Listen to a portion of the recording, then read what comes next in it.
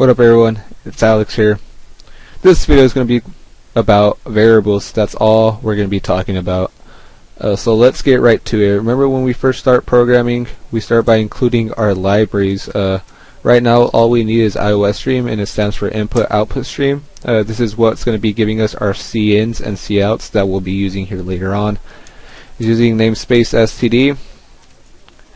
The reason why we put this is because our couts and cins can get pretty tedious. I showed you guys why in the video before this one, my first video on this channel actually. Then you make your main function, and inside these brackets right here is where all your code will go inside of. Return 0 actually ends your program, and if you don't write this, you'll actually get an error thrown at you. So now we're ready to code. So let's talk about variables. We have three different kinds of data types for our variables. We have integer type variables. These integer type variables can hold the value of any number. The number can be 5, 1, a million, doesn't matter. It just can't hold any decimal points. And notice how I said data types for your variables, because these variables do store information inside of them, and that information is data, and data does take up memory. So integer type variables take up 4 bytes of memory. Then we have double variables. Doubles are just like integers, but they can hold up to 2 decimal points as well. So an integer variable can be 5, but a double variable can be 5.55. Another difference is that doubles take up 8 bytes of memory. And then we have char variables, which stand for characters. These char variables can hold the value of a letter, and these char variables take up 1 byte of memory. Alright, so let's start talking about how to declare and name a variable and whatnot. So first you pick its data type. So let's declare an integer type variable, and when you give it a name, you can name it whatever you want. It just has to be letters and underscores. So I can name it Alex underscore T. And let's initialize another variable and call it Alex underscore T. And these two variables right here are actually not the same. Variables are case sensitive, so capitalization does matter.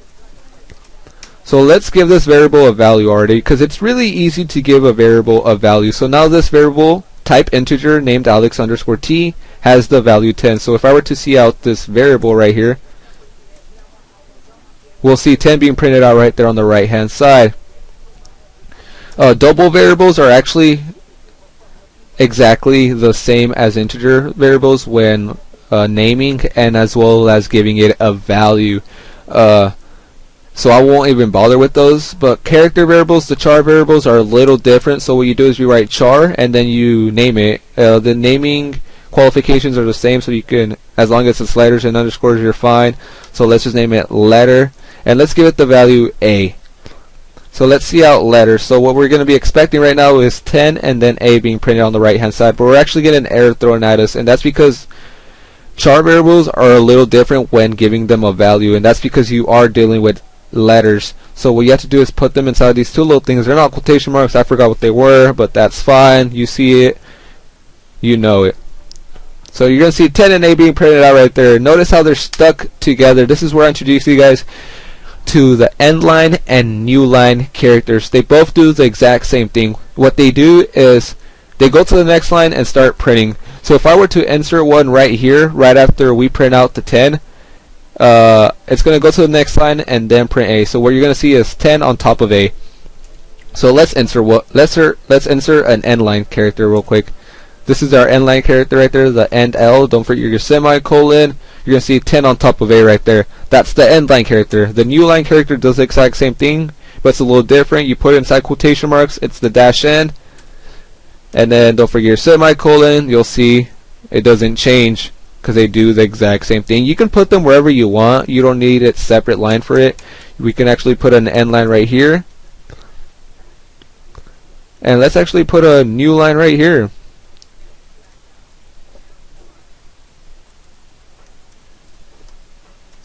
I don't know. I think I ran it right now. Alright, but let's put a new line right there and see what happens real quick.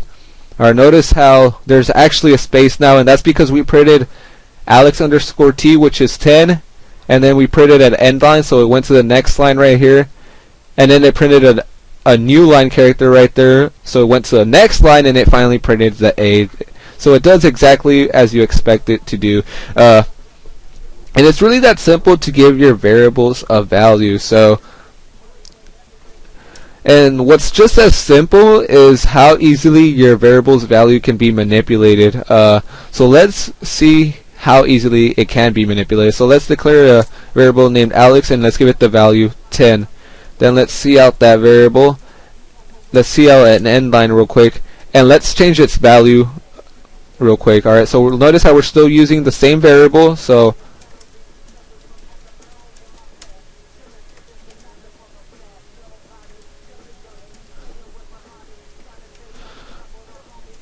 we're going to grab that new number with the CN, and we're going to store it inside Alex. Then we're going to see out your variable's new number is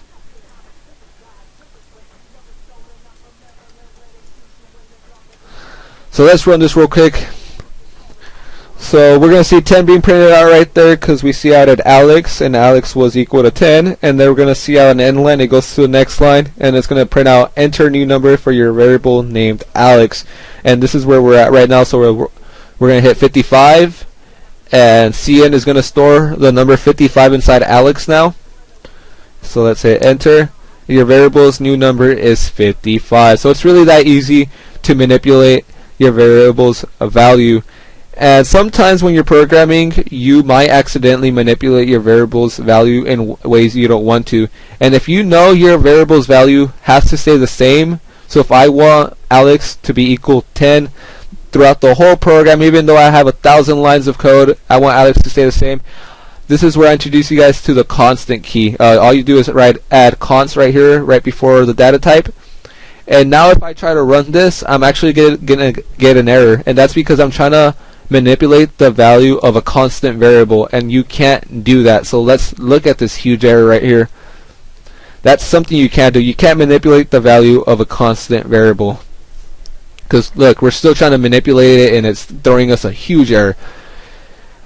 And it's really that easy to declare, give a variable, and see our variable and whatnot. Variables are really easy, okay? They're at the heart of programming. They're really easy. It's better if you get into it and start coding and seeing what's allowed, what's not allowed, and stuff like that, because programming is all about practice.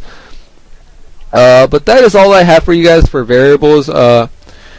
Next video we will be talking about if-else statements, I believe.